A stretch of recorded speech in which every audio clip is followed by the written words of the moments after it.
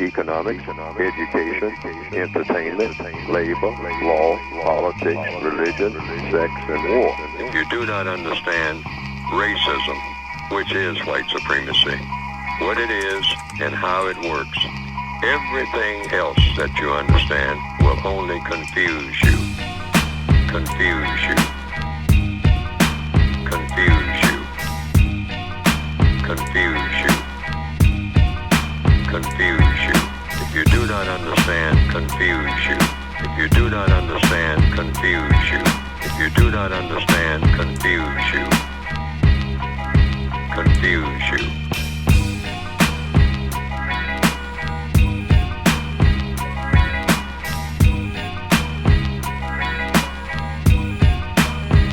My definition of white supremacy and racism, I use those two terms as synonyms. I use the same definition for both terms. That definition is as follows: a global system of people who classify themselves as white and are dedicated to abusing and or subjugating everyone in the known universe whom they classify as not white. Economics, education, entertainment, labor, law, politics, religion, sex, and war. And Oklahoma is a unique space in terms of the number of African-American towns that were established. Some suggest upwards of 50 African-American towns between 1924 and 1928. Reverend S.S. Jones was going around documenting this sort of self-determined, vibrant African-American communities. You see the African-American educators, doctors, lawyers, landowners, oil barons, and I think that's what's so remarkable about this footage. To think that individuals, how many years out of slavery, are now owning oil wells that are producing 2,000 barrels a day. Is that not the ultimate American dream? Is that not the ultimate American story? It flies in the face of what I think some people consider part of African American history and culture. And I think that that was one of the things that Oklahoma and what S.S. Jones is really kind of showing, is that African American history and culture is not a monolith. And in a way, it became kind of like a marketing tool to encourage individuals to migrate, to move there, that this is a place where you can live, you can thrive, and peacefully reside. There were still palpable racial tensions.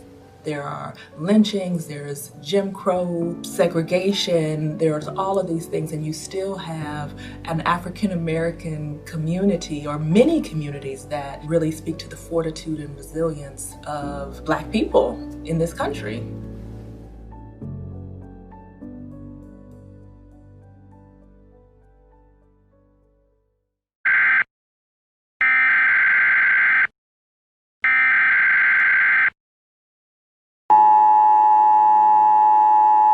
This is not a test. This is your emergency broadcast system announcing the commencement of the annual purge sanctioned by the U.S. government.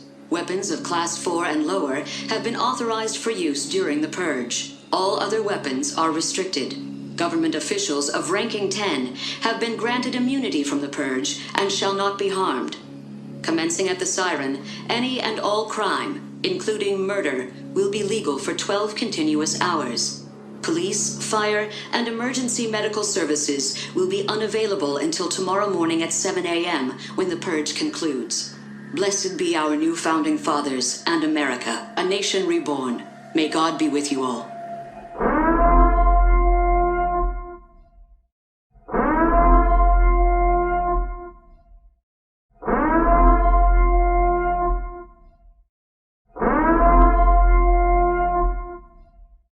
My new book is titled "The Beast in Florida: A History of Anti-Black Violence." It's the history of lynching in Florida, going back to Reconstruction up to the beginning of the Civil Rights Movement in 1954. I went to most of the places in Florida where race riots have occurred, where blacks have been lynched in large numbers. Rosewood, Ocoee, Live Oak, Mariana, Homestead, Fort Lauderdale, all these places, Jacksonville, had major lynching events. And I wanted to understand not just what happened, to report in the book the facts, but what were the underlying social, economic, moral contexts, environmental as well, context in which these things happen. I mean, and then what changed it? Why did lynching stop when they did?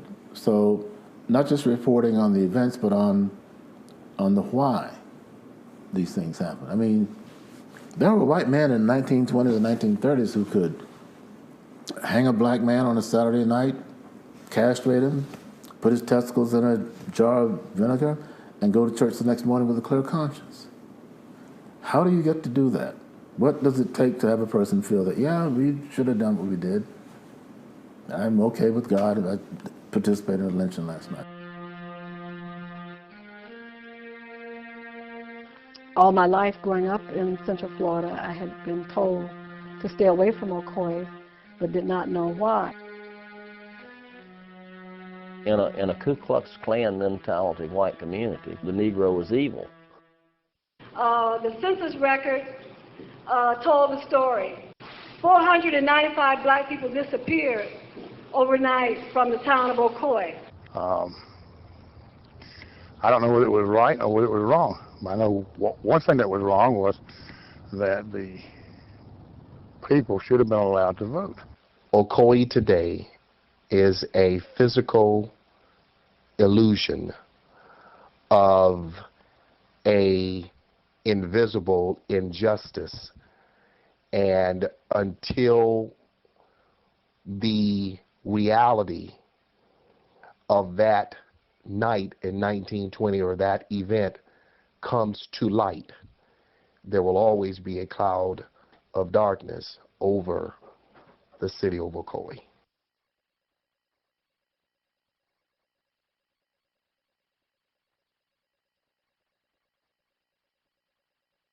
In less than an hour, the city of Ocoee will take responsibility in what some say is its darkest day in the city's history. And it comes nearly a century after it happened. Yeah, we're talking about the Election Day Riot of 1920. African Americans were killed, their homes burned down in Ocoee for simply trying to vote. News 6's Nadine Yanis spoke to one longtime Ocoee resident who has fought for this moment right now. So she joins us live from the City Council chambers. Nadine, the proclamation of this day is going to happen in about an hour, right? It is, Matt, and we spoke to this one resident who is proud of the city of Ocoee for making this, even though it's coming 98 years after it happened. He fought in the Vietnam War, and now he says he's fighting for this acknowledgement for those lives lost in the Election Day riots of 1920s. Matt, you said it. This was all over African Americans trying to vote back then. If I had a match, I'd light a candle. Ocoee resident William Maxwell makes sure this memorial, marked hallowed ground, is presentable as he tells us what it means, standing at a spot signifying the Election Day riots of 1920. It was an atrocity. One death would have been too many. Any death subsequent to that, absolutely unacceptable. It happened after a black man then was denied his right to vote. A mob going to find that man at the house of Julius Perry. His picture and story published in articles like this one from a historian out of the University of Florida. A gunfight erupted, and Perry was arrested. A mob came in and took Julius Perry out, beat him continuously, dragged him through the streets, and hung him from a tree. Maxwell says riots ensued in the days after. They proceeded to burn homes of the black residents that lived there. We know that within a 24-hour time frame, that population was reduced to 1. Now, with new flowers marking his grave, Julius Perry is honored at Orlando's Greenwood Cemetery. And for the first time, the city of Ocoee is officially acknowledging this event with a proclamation ensuring such acts will never happen again, making Maxwell proud tonight. Opening their mouths, confessing with their hearts that this act did occur equals some form of redemption. And late this afternoon, I spoke to the mayor, Rusty Johnson, here in Ocoee, and he says it was time for this to happen. Along with the proclamation, the city council is expected to approve a structure that will be put up November 2nd, 2020. Matt, Lisa, that's exactly 100 years after this tragedy happened.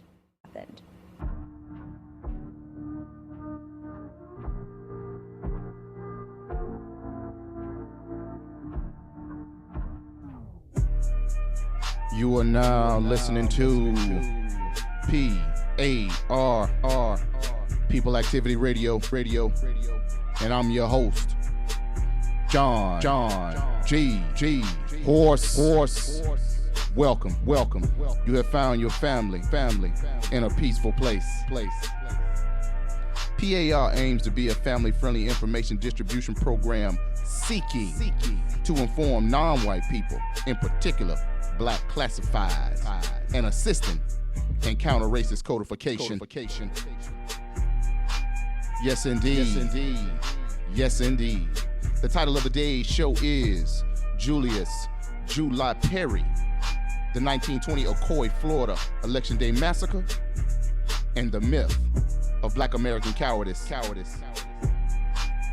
And this is in line with our commitment to honoring our Black American ancestors who did the work, which allows us to actually be in existence in the Western Hemisphere and or these United States of America.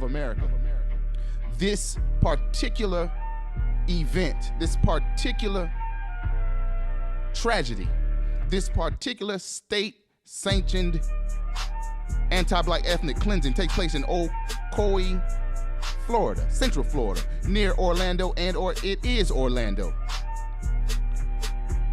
And what we find is, this is shortly after World War I, and you have foundational Black American troops home who fought abroad, and they wasn't about any of the back down, and in particular,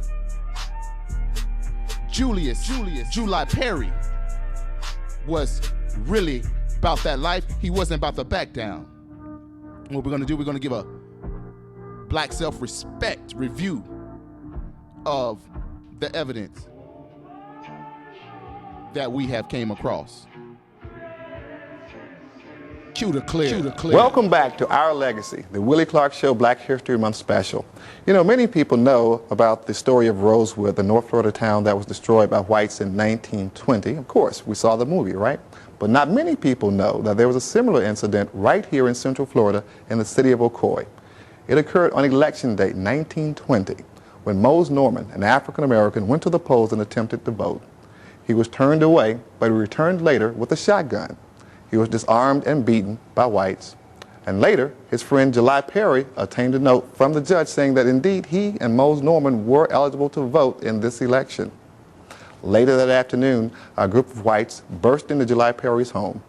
Mr. Perry, armed with a shotgun, killed two of the white men. He was arrested and taken to the Orlando jail.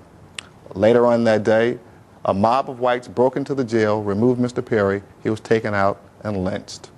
Throughout the remainder of the day in Ocoee, a riot ensued as whites went about burning Black churches, homes, and businesses. 5 Blacks were killed, and by the end of the day, no Blacks resided in the city of Ocoee. It would be 50 years before African Americans would return.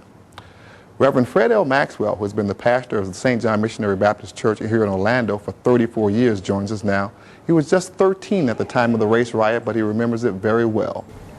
Pastor Maxwell, thanks for joining me for the program. I'm more than grateful. Could you take us back to 1920 and your remembrances of the Ocoee race riot? I understand you were familiar with Moses Norman and also Julius Perry. Right. Was in that? Now, the voting took place the early morning of November 7th, and of course, as a result, a riot, an insurrection occurred.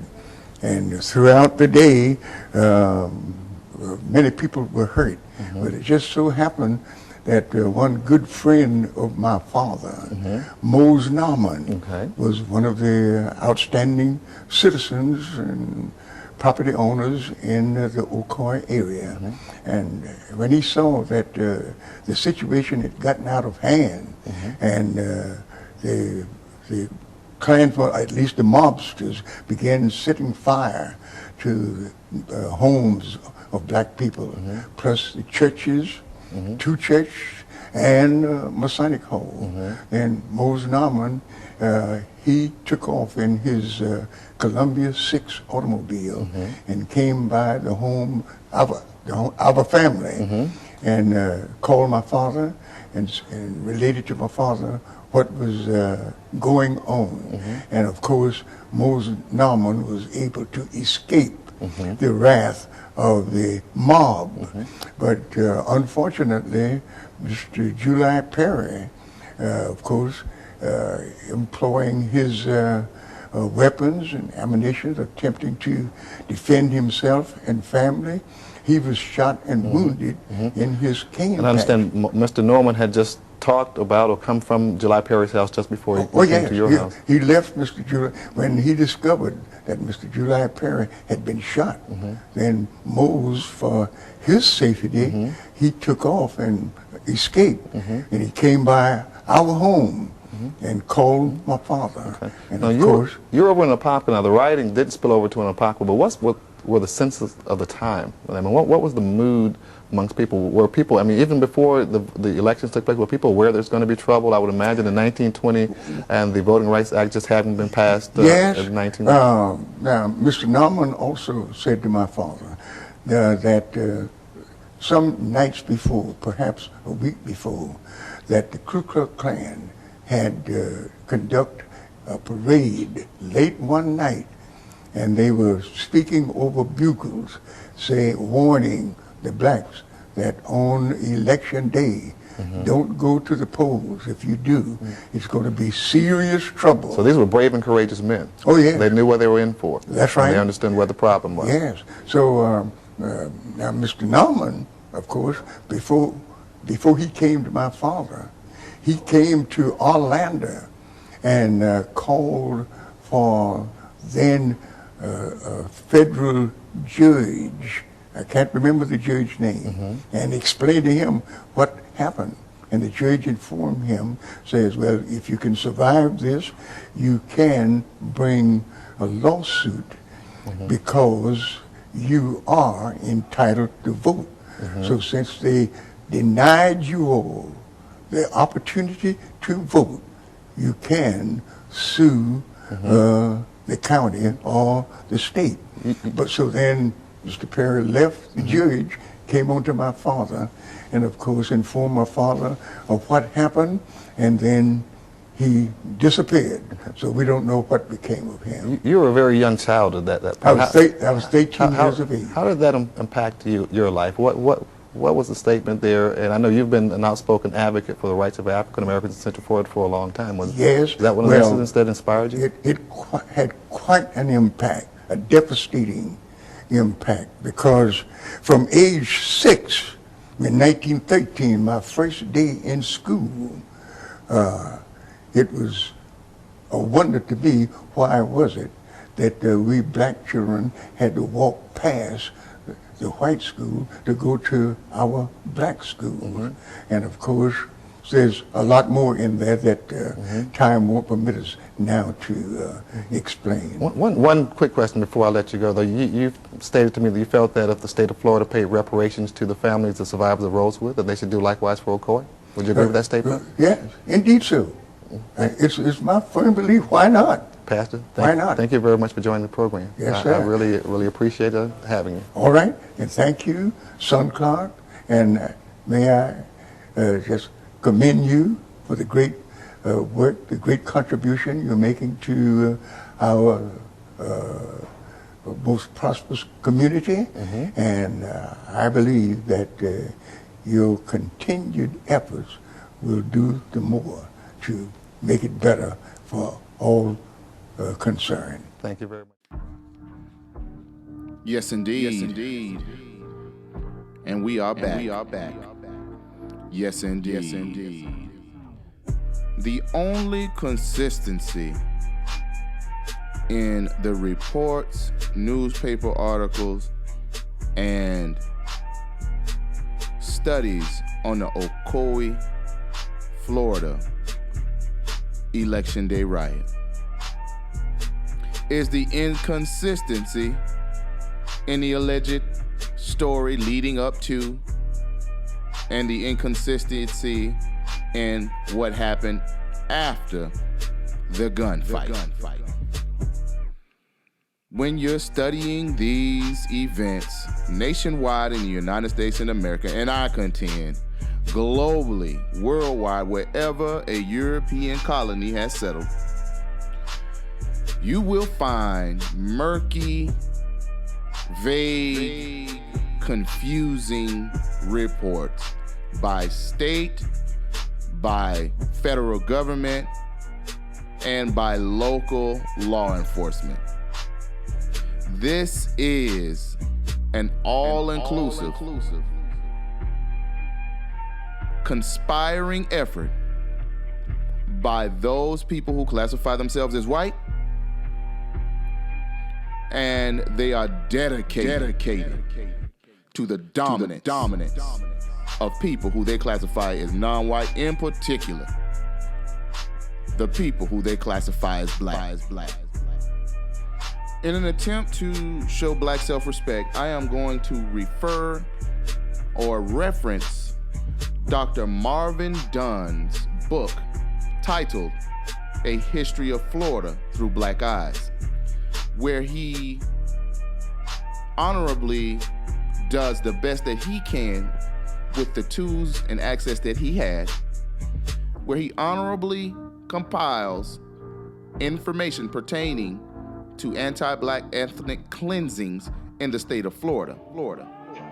In this particular case, he documents what he could find pertaining to Ocoee, Florida. And I have to say this before we go any further. This was not a riot. This was an attempted anti-black ethnic cleansing land grab opportunity for people who are classified as white. And to give a little context, the city or town of Ocoee, Florida had roughly 1,000 people in its population. The census records show that at least half of that population was classified as black. So what you have is a mano y mano, a toe to toe. And what we find is the cowardly citizens who classify themselves as white in Ocoee, Florida, step to the black population. They didn't really step to them. They would write messages and post signs. If you vote, it's gonna be some trouble. Let me ask a logical question before I go into the reading. If you got 500 people and we got 500 people, if you got guns and we got guns, well, let's get to the doing. Bring on the trouble. See, you have to understand, you can put up signs and all you want to. Doesn't matter what time of history it's in, there is no point in human history where people who are classified as black had any problem with doing work against any group who wanted to try to bring dominance and terror.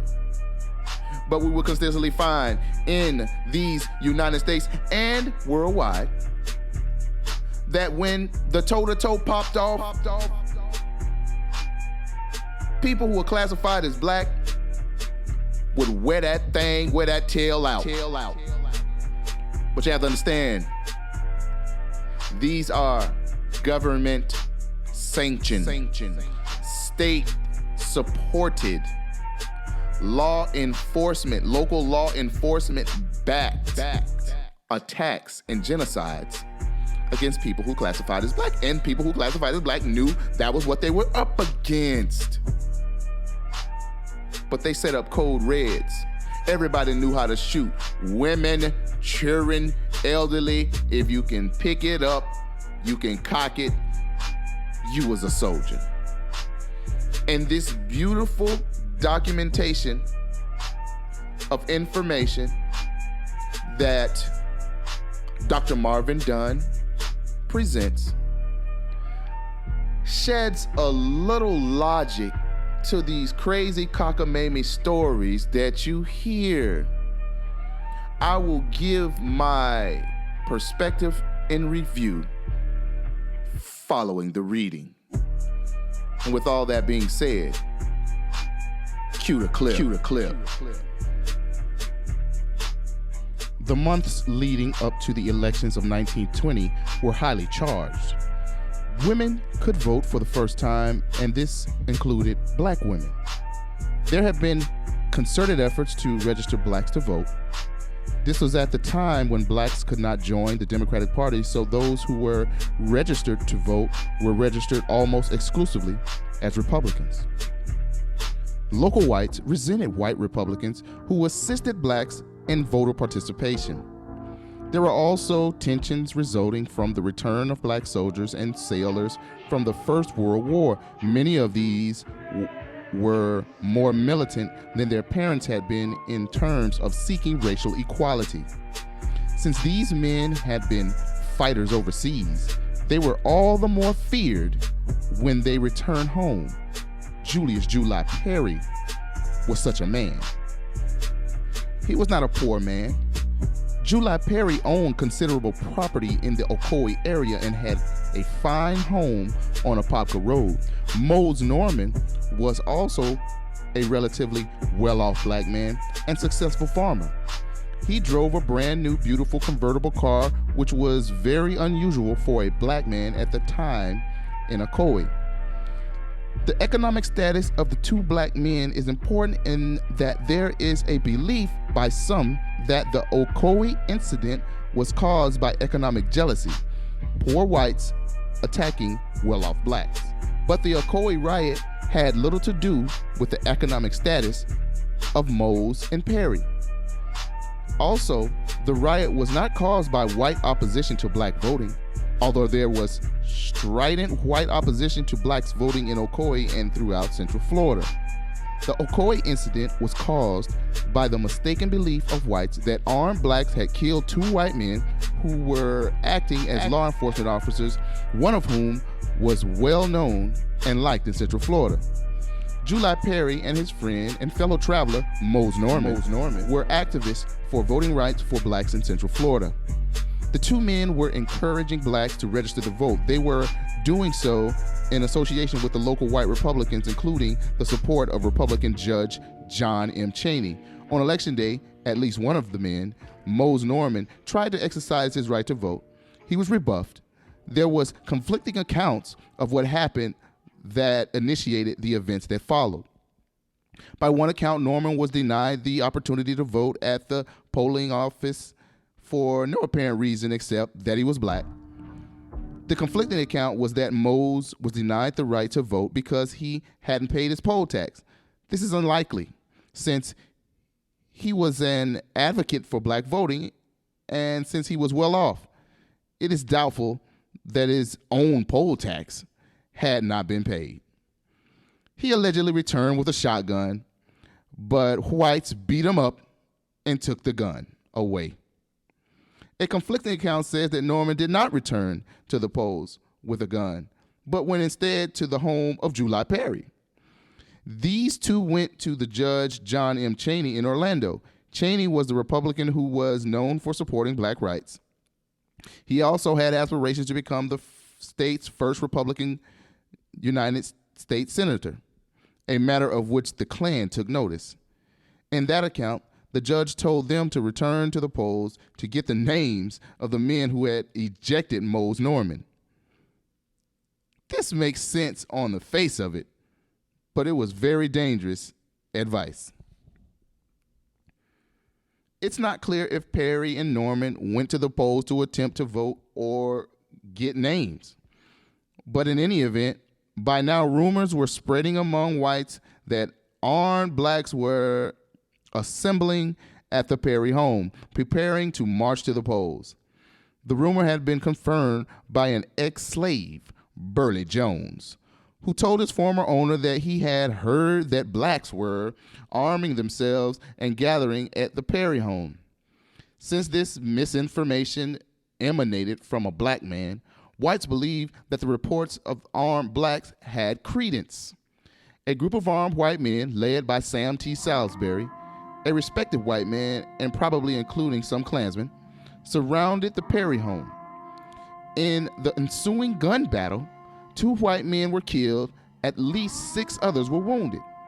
The group of whites had confronted Perry at the front door. Perry's wife, or possibly his daughter, pointed a shotgun at Salisbury. Salisbury pushed the barrel away, causing the gun to fire. He was struck in the arm. This set off a gun battle in which at least 2 white men were killed. The white victims were Elmer McDaniels and Leo Borgard. Local whites would later say that about 37 armed blacks were firing from the house, and most of them escaped into a cane field through a trap door in the floor.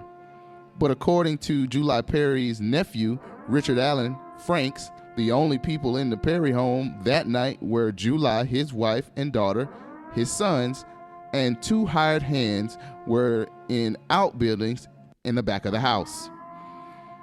During a lull in the firing, Perry's family escaped from the house and ran into the woods close by. Perry followed them later, but he was given away by his dog, who kept returning to him as he tried to hide in the bushes. A separate party of white men had been sent to Norman's house, which was located across the road from Perry's. When they heard the firing at the Perry home, they rushed to the scene. Mose Norman had not been at home. He and his sleek convertible were long gone. No one ever saw him in Ocoee again. Upon his arrest by Sheriff Frank Gordon, Perry was taken to Orlando, where he was jailed. Sometime after 3 a.m., a mob dragged him out of Orlando jail and lynched him.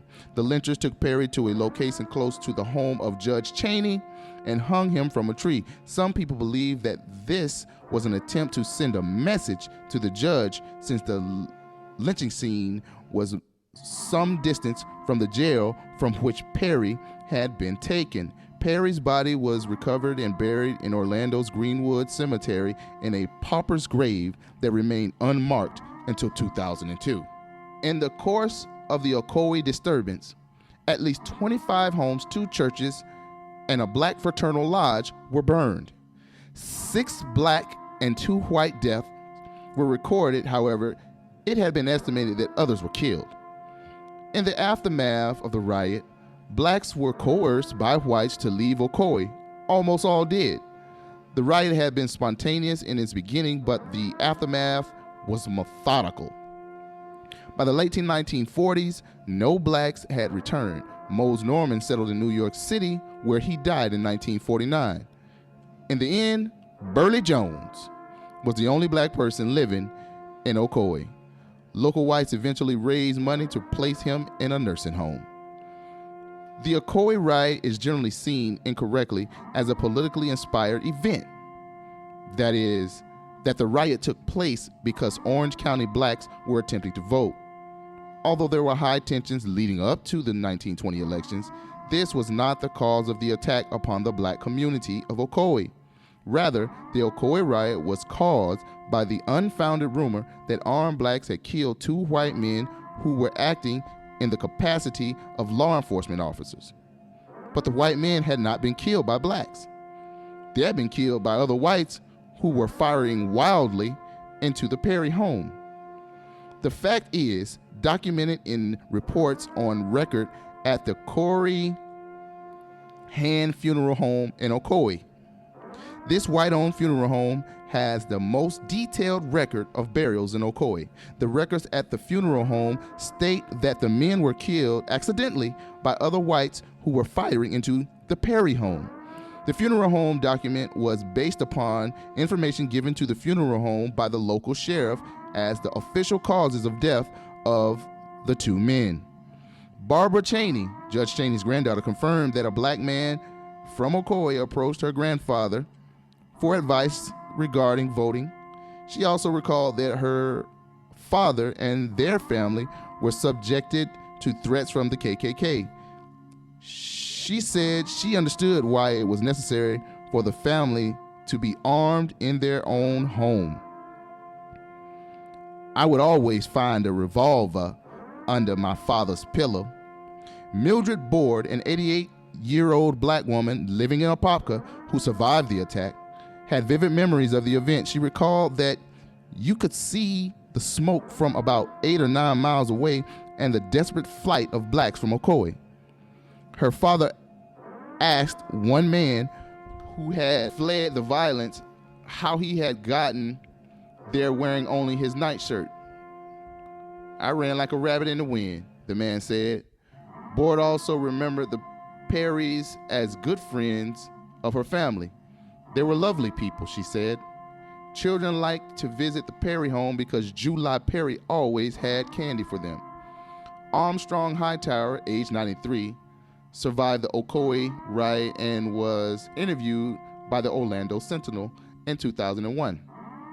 He was a thin, bespectacled black man who may have been the riot's only known survivor at the time.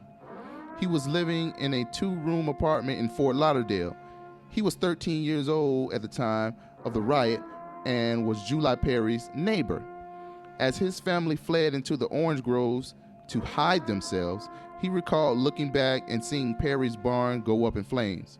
He said he also heard shooting and hollering. It sounded like they were whooping it up, having a great time. Hightower says Perry, he wasn't scared of nothing. You can get along with him all right, but he didn't take no juking and jiving. And there you have it. Dr. Marvin Dunn, A History of Florida Through Black Eyes. And that was his information gathering. That was his documentation of the Ocoee, Florida Election Day riots. And again, I will say, for the sake of accurate terms being used to describe what was actually taking place, it is inaccurate to call it a riot. Ocoee, Florida, 1920 Election Day was an anti-black ethnic cleansing, state sanctioned, federal government sanctioned, local law enforcement sanctioned, ethnic cleansing, dislocation of the black population of Ocoee, Florida in 1920. That being said, let's unpack all this silliness that was going on in all of these accounts. First, the first account says that Mose Norman went to the voting polls and was sent back home. If Mose Norman did go to the voting polls by himself, which makes no sense if you're advocating for group voting, what is one man going to go vote going to do?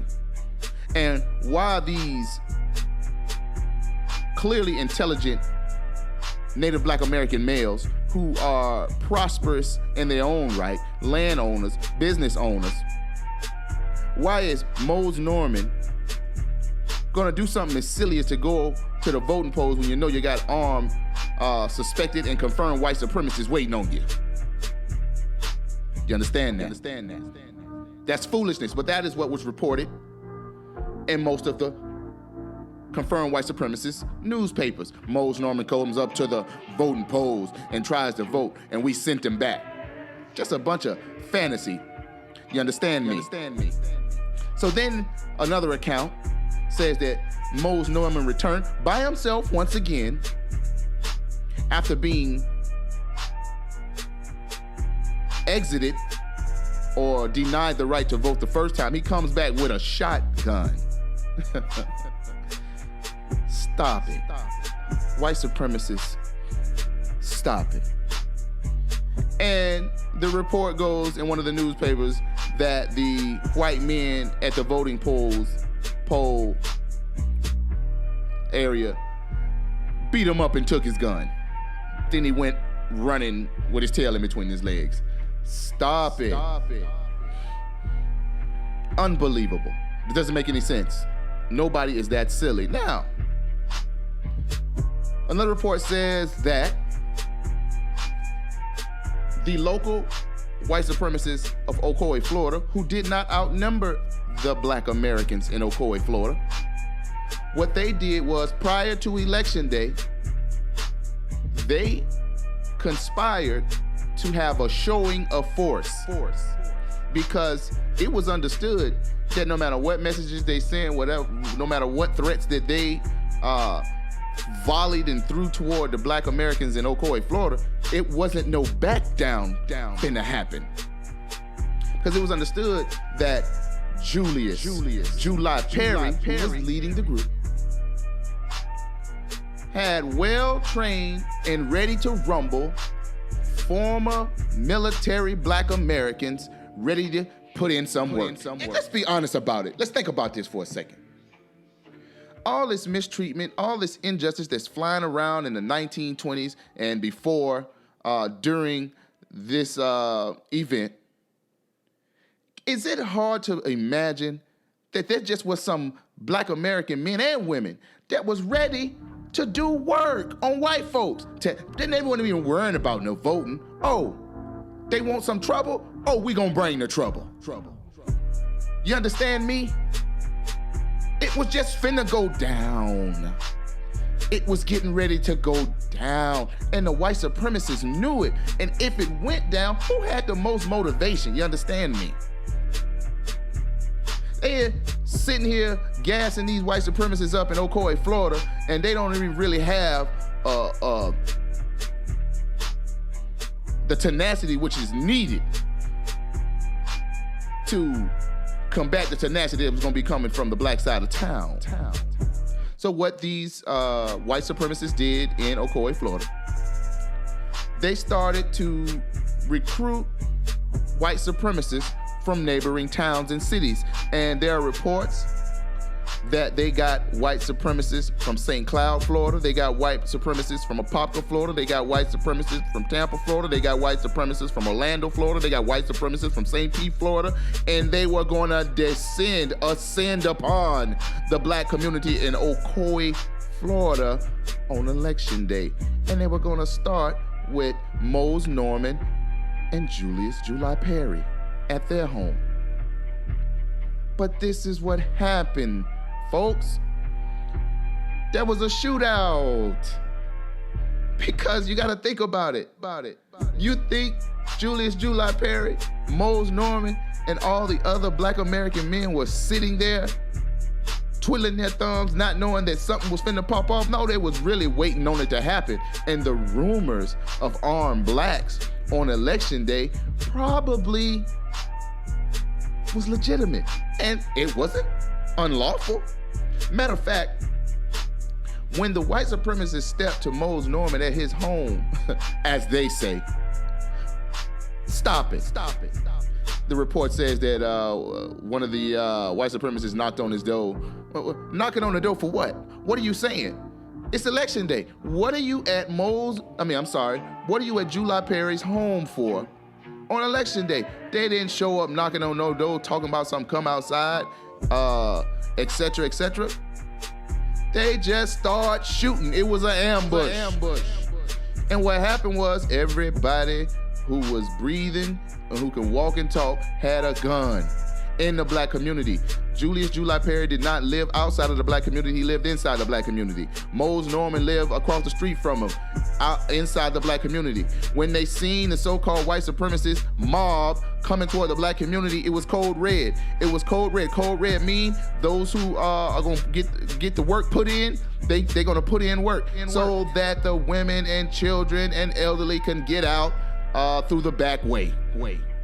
And the report says that the fighting had went on until 4:45 to 5 a.m. in the morning. So what is that telling you? They started fighting in the afternoon, or, you know, who knows what time they start fighting. And the fighting lasted till 4:45 to 5 a.m. in the morning. That's telling you this. The black population ran out of bullets. 20 to 30 warriors stayed back and defended the black community until they ran out of bullets. That's basic military exercise. Where are their supplies coming from? Where's their food supply coming from? Where's their weaponry coming from? Let's intercept that excess. Once the black population ran out of bullets, it was a free-for-all. It was retreat or death. And I'm sure some of those brothers and or sisters, once they ran out of bullets, attacked white supremacists and hit them started hitting them, throwing the guns at them. And they say that, okay, they got Julius Perry. They took him to the Orlando jail. Somebody help me out. Why during a terroristic ambush where you killing everything that's black, where you're destroying, you're burning up churches, they burned up the Masonic Lodge, they burned up the church, they burned the schools, they burned the homes, they killed anybody black who they can see. How in the heck did Julius Perry wind up getting arrested and taken to a jailhouse? I don't believe it. They grabbed whatever black body they can find. The sheriff, who probably was in cahoots with the mob, told the mob, who the majority of the stone cold killers wasn't even from Ocoee. They was getting stone cold killers from other parts of Florida. Is this Julius Perry? Yeah, that's Julius Perry. So they took the already dead carcass of a suspected warrior from the black American community and just said, that's Julius Perry. And they strung him up, shot holes in his body, maimed his body, and hung it near one of the Republican politicians who advocated for justice for black Americans. That's what happened. But at the end of the day, these black men and women did not back down. They were overthrown by a state-sanctioned, local law enforcement backed ambush upon their community. And they did the best that they could honorably. Unfortunately, we have to control the narrative, because if you allow the white supremacists to control the narrative, you'd be around here thinking that your ancestors were some chumps. Ain't no chumps up in here. Now, if we want to say, well, what about the former slave Burley Jones, who told the white people that the Negroes were gathering at Julius Perry's home with weapons going to go vote? That wasn't no news. They just needed some Negro to corroborate their lie. And let's think about how the white supremacists moved. I suspect that Burley Jones was what you call slow. He was one of those Negroes that probably was suffering from some type of mental illness or mental handicap. He wasn't too sharp. He probably, Down syndrome or something. And white people love handicap or limited blacks. It makes them feel better. And all they said was, hey, Burley, we need you to be the witness that the Negroes are gathering at Julius Perry's home with weapons. Well, everybody knew that Julius Perry and the Negroes, the former military blacks, rolled with weapons. You gotta understand, if you're gonna move around in a terroristic society which targets black people, kidnaps black people, rapes black people, steals from black people, you got to roll heavy with them tools on you. Wasn't no news flash that Julius Perry home was a center point of militant Negroes. So Burley Jones was a witness for white folks, and he wound up being the only black person remaining in that town. And as the report said, the white supremacists gathered up their nickels and put him in a nursing home. I suspect this brother was just a victim of racism, white supremacy, most likely mentally ill. You understand me? Ain't nobody gonna just sit and sell out like that. But they make it seem like, it was a black man that said that they were gathering. Everybody knew white folks gathered at white politicians' home with weapons. That's just how it was in those days. Open carry was just open carry. But I digress. The whole purpose of me revisiting these events in the United States of America is to bring awareness to younger black Americans that this illusion of inclusion, the United States as you know it today, the reason why people who are classified as black are in last place in all areas of people activity are not because we are inherently dumb. We are inherently cowards. We are naturally unable to control our own destiny. This is a systematic environment, a systematic terrorism. It has been a systematic mistreatment, a systematic disenfranchisement that has placed us in the position that we are in today. Unfortunately, the generations before mine, a lot of the elders, they did not speak of their relationship with white folks. They just would warn you, oh, be in before that light turn on. I want you in before light turn on. Now, when the teacher tell you something, even though she was wrong, I don't want you talking back. See, you got to understand, after you have been genocided and terrorized and weakened, your warrior class has been decimated. You have a generation that just don't want no more trouble. They just want peace. They just want to go into a corner and not have to worry about a mob of whites coming to pull their rug from up under their feet. These people were in their homes. They had to escape with the rags on their backs. You understand me? So I don't blame them for not wanting to speak about what it means to be white and how terroristic white supremacists were. I don't want to blame them for not wanting to speak about their relatives who had fallen in the field of battle in the war of racism, white supremacy, who have been, their main bodies would be hanging up in the middle of the town square, and white supremacists would be holding fire watch, waiting for a family member to get their family member's body from being strung up in the center of the town square, and then one of your uncles or two of your cousins go get the body, and then they get strung up. See, it is insidious on the things that were done to people classified as black in the United States of America with no federal protection, no state protection, and local law enforcement 9 times out of 10 led the terror. You don't have an armory. When I was in the military, every time we went on excursions, every time we would go and do exercises, we would always have some of the lower ranked troops on fire watch, watching over the armory in case of emergency. You have an armory, so you have your regular weapons. Everybody have their regular magazines, their regular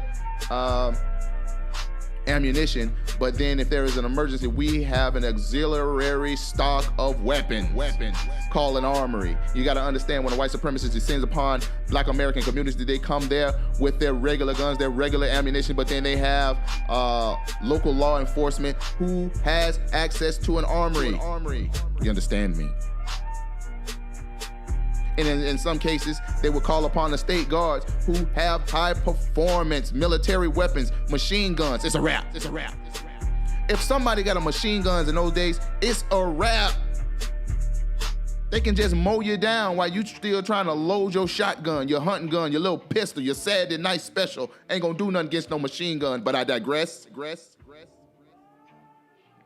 Who the cowards? The cowards were the white supremacists who recruited people from St. Petersburg. The cowards were the white supremacists who recruited people from St. Cloud, Florida, from Apopka, Florida, from Tampa, Florida. The cowards were the white population of Ocoee, Florida, who ambushed the black Americans on Election Day, talking about something, well, you murdered 2 white men, so that's why we destroyed your community. Stop it. Y'all step into people's community. You got to work. And it was more than 2 white men that died. 2 white men reported. Talking about some 2 white men died, but 6 were wounded. Stop it. You got to work. Casualties on both ends. And that was how it was throughout the nation. Black folks, please, what I am trying to do with this platform is to remove the confusion and the misinformation from a black self-respect perspective. Am I 100% correct? I don't know. I wasn't there, but I'm not buying what the white supremacists tell me. How many black Americans who survived the Ocoee, Florida racial dislocation, anti-black ethnic cleansing on the black side of town, how many of those people were interviewed for their testimony on what they witnessed? They didn't interview nobody. They just talked to white folks who probably wasn't even from there. But I digress. What I'm gonna do right now is play a clip of Dr. Tommy Curry. Tommy J. Curry. Dr. Tommy J. Curry is talking about the myth of black American male privilege. And I want to play this in the context of the Ocoee, Florida Election Day Riots of 1920, because there were black American males, foundational black Americans, black American veterans who put in work in defense of women, children, and elderly as they were supposed to. Black masculinity at its highest point, honorably, like men are supposed to do. Now today, some would have you think that masculinity is toxic. Cue the clip. Now it's time for Talking Tough with Dr. Tommy Curry. Every Thursday, Dr. Tommy Curry's Texas A&M is with us right now. How you doing, Rob? Good. Today I wanted to talk about the myth of black privilege and the problem of black violence in the black community.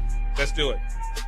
All right, so as we know, every time I come on the show and try to do my little segment, I try to talk to black people about the types of things that happen to black people. I mentioned Jordan Davis. Now we have the rape case up in Steubenville, Ohio. We had the brother get shot in Mason, Georgia. I believe Sammy Davis Jr. And I think that the problem that happens when we have these political headlines is that they get misinterpreted and mistranslated when we're talking about how black academics or black policymakers or opinion makers are using this to talk to the rest of the world. And one of the things that have really upset me recently has been how I've seen on popular blogs them take advantage of the tragedy that's befallen this young person in Steubenville, Ohio, and talk about it as if this is another example of black male privilege. Now, I know for a lot of people, the concept of black male privilege doesn't make a lot of sense, because as we know, black men don't really have any concrete political, economic, or social standings above black women or really anybody else in this society. But in the academy, for the last 7 years, this idea of black male privilege, this idea that black men have a social standing that affords them advantage over black women, has really caught fire. Now, it's no empirical study that shows that black men actually have privilege, so it's not empirical, but it's more of a paradigmatic way of how some academicians choose to interpret the world. Now, the problem with this is that when we have tragedies and violences in the black community, be it rape, be it assault, be it robbery, murder, etc., the problem is that these black men are pathologized energized in the black community. I was actually listening to your show a few days ago, and a young woman called in and said, well, despite what these black men are talking about in terms of white supremacy, the white man, and what they're doing in the black community, these black men are the problem. They need to stop this black-on-black violence. And when I heard that, I was just so offended. Like, there's something unique about black people committing crimes against other black people, and furthermore, that it's black men who are at fault for these crimes.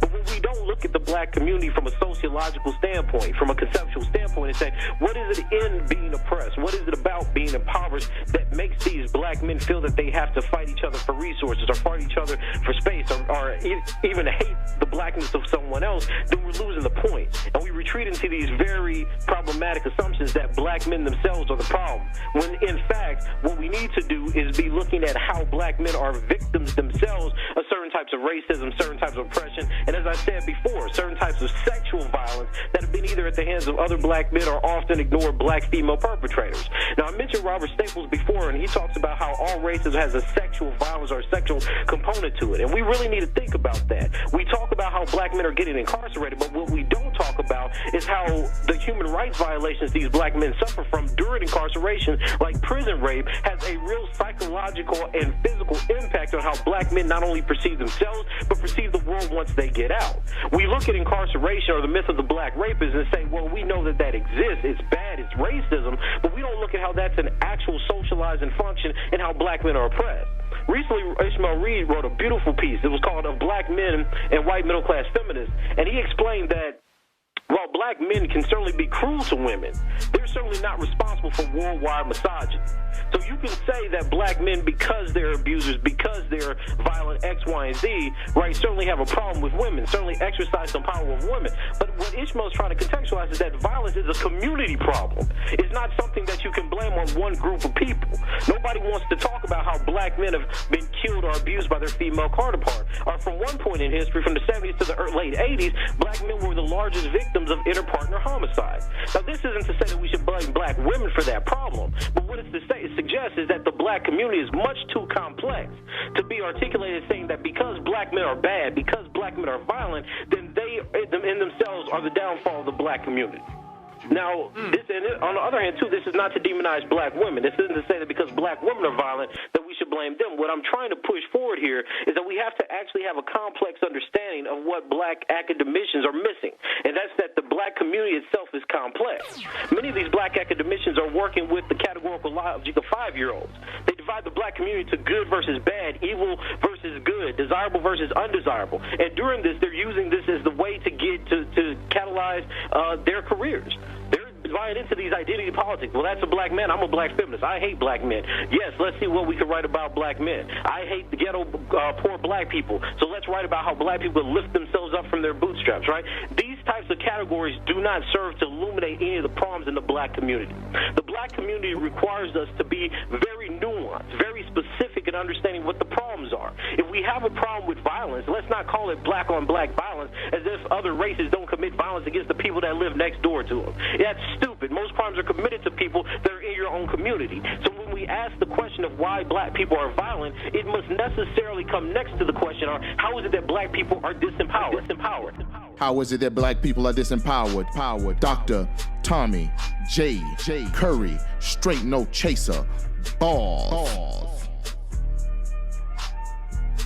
And I hope I have contributed to less confusion. And always remember, keep learning, and stay codified.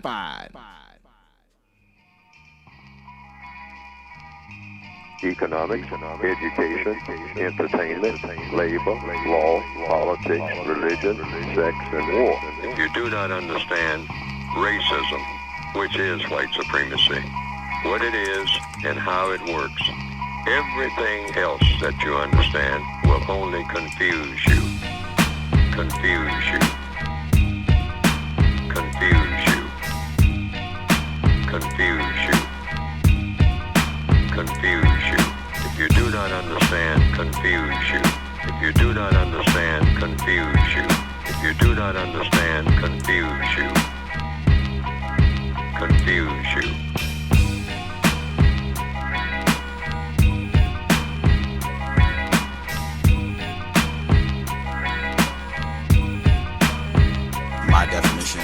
white supremacy and racism. I use those two terms as synonyms. I use the same definition for both terms. That definition is as follows: a global system of people who classify themselves as white and are dedicated to abusing and or subjugating everyone in the known universe whom they classify as not white. Economics, education, entertainment, labor, law, politics, religion, sex, and war.